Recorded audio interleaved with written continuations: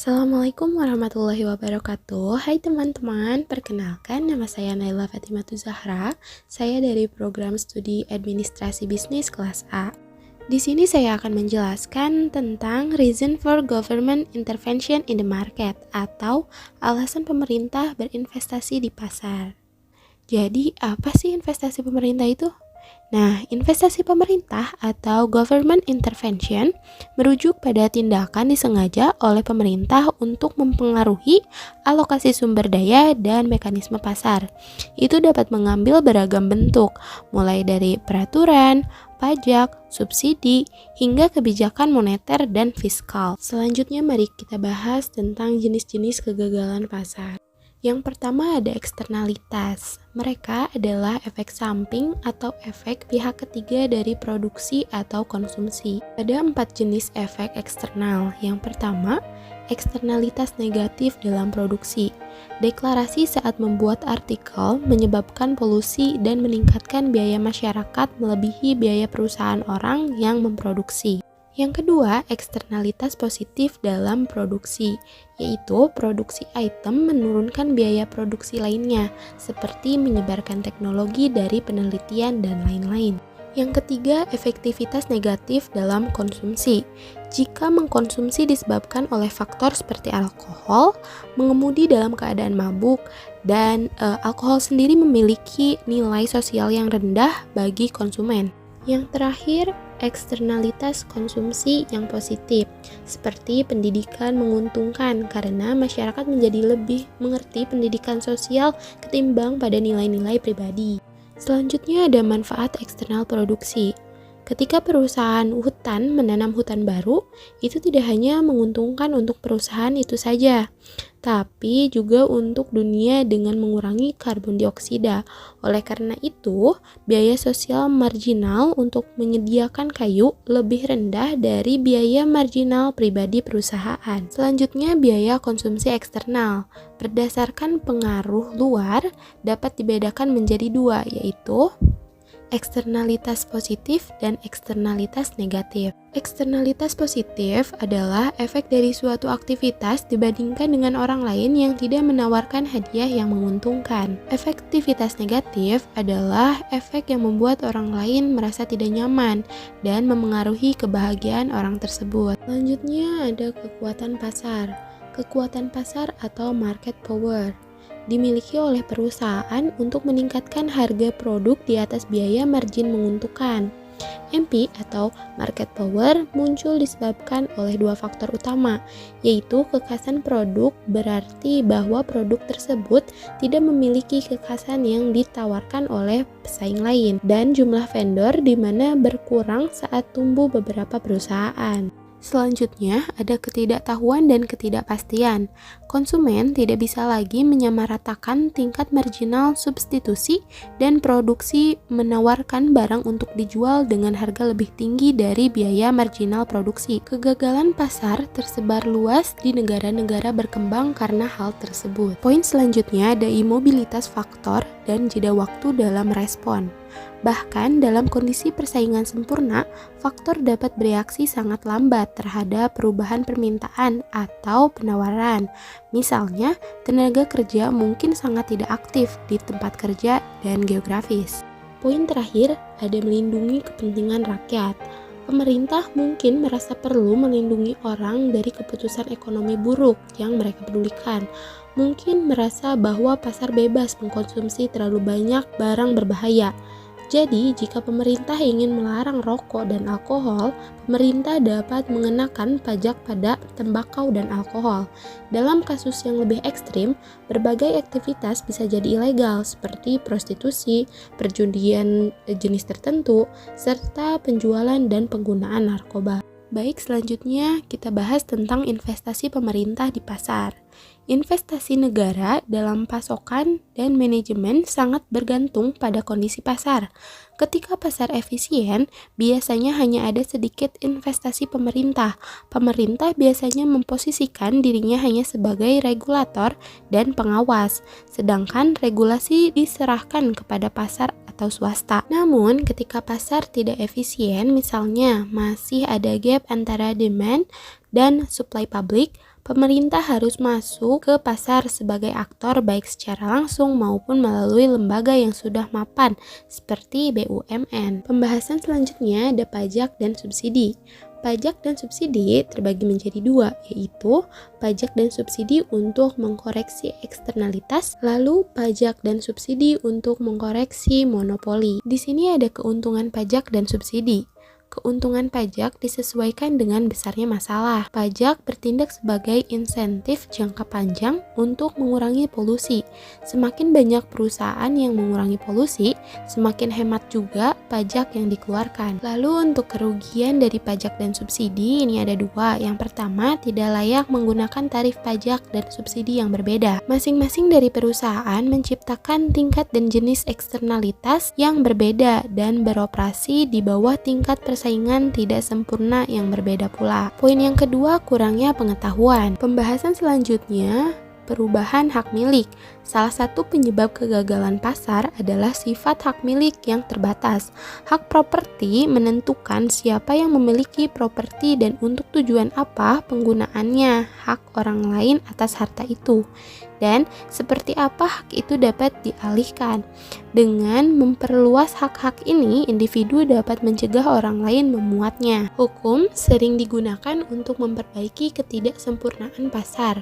Hukum dapat terdiri dari 3 jenis utama, yaitu yang melarang atau mengatur perilaku yang membebankan biaya eksternal. Lalu, yang mencegah perusahaan memberikan informasi yang salah atau menyesatkan. Dan yang terakhir, yang mencegah atau mengatur monopoli dan oligopoli. Keuntungan pembatasan hukum. Di sini ada 3 poin. Yang pertama, sederhana dan jelas untuk dipahami, relatif mudah untuk dikelola. Yang kedua, ketika keputusan diambil dengan cepat, maka tindakan darurat dapat dilakukan. Dan poin yang ketiga, karena konsumen tidak mendapatkan informasi yang lengkap, Undang-Undang Perlindungan Konsumen dapat digunakan ketika penjual barang yang tidak bagus atau membuat pernyataan palsu yang menyesatkan produk tersebut. Lalu di sini ada kerugian pembatasan hukum. Jika sebuah perusahaan diminta untuk mengurangi limbah kimia beracun menjadi 20 ton per minggu, perusahaan tersebut tidak memiliki insentif untuk mengurangi lebih lanjut.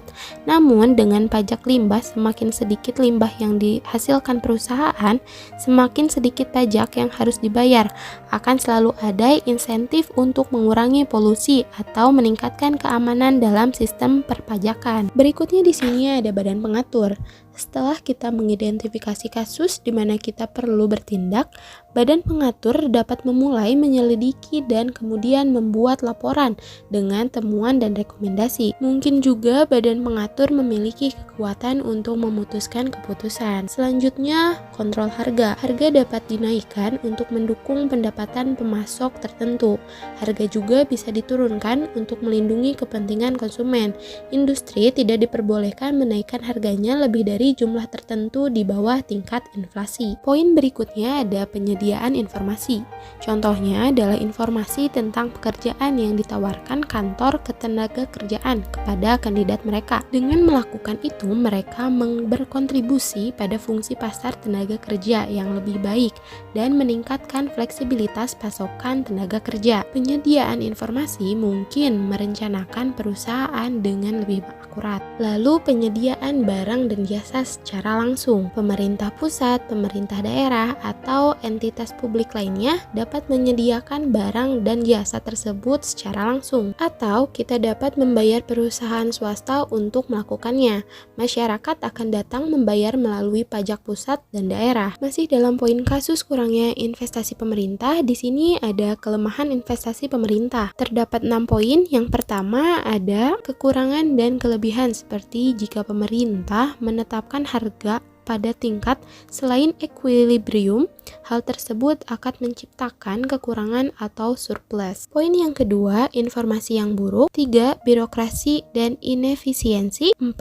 Kurangnya insentif pasar. Kelima, pergeseran kebijakan pemerintah. Dan yang terakhir, kurangnya kebebasan bagi individu. Lalu, untuk keuntungan pasar bebas di sini ada 3 poin. Yang pertama, penyesuaian otomatis. Poin kedua, keuntungan dinamis dari kapitalisme. Dan yang terakhir, tingkat persaingan tinggi, bahkan di bawah monopoli atau oligopoli. Untuk pembahasan berikutnya, di sini ada perusahaan dan tanggung jawab sosial. Corporate Social Responsibility atau CSR merupakan bagian dari strategi korporasi jangka panjang perusahaan. Tanggung jawab sosial atau Corporate Social Responsibility adalah suatu konsep bahwa organisasi, khususnya perusahaan, memiliki tanggung jawab terhadap konsumen, karyawan, pemegang saham, komunitas, dan lingkungan dalam segala aspek operasi perusahaan, seperti isu-isu yang mempengaruhi lingkungan, misalnya polusi, limbah, keamanan produk, dan pekerjaan. Terdapat dua pandangan tentang tanggung jawab sosial.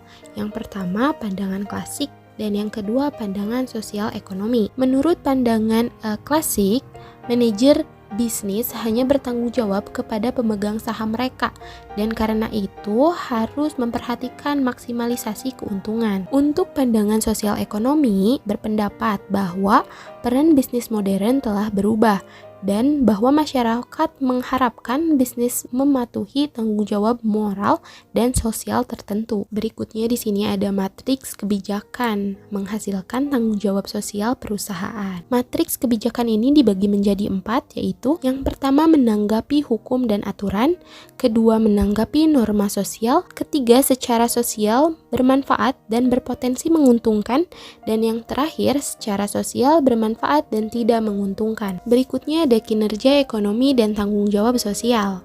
Faktor-faktor berikut ini merupakan beberapa manfaat ekonomi positif yang diperoleh perusahaan dari mengadopsi posisi yang lebih bertanggung jawab secara sosial. Yang pertama ada meningkatkan kinerja ekonomi. Faktor yang telah dipertimbangkan meliputi tingkat pertumbuhan bisnis, harga saham, serta penjualan dan pendapatan. Poin kedua, meningkatkan merek. Mengembangkan citra sosial merek-merek dengan semakin banyaknya penghargaan yang diberikan untuk mengakui dan mempromosikan tanggung jawab sosial perusahaan. Yang ketiga, menarik dan mempertahankan karyawan.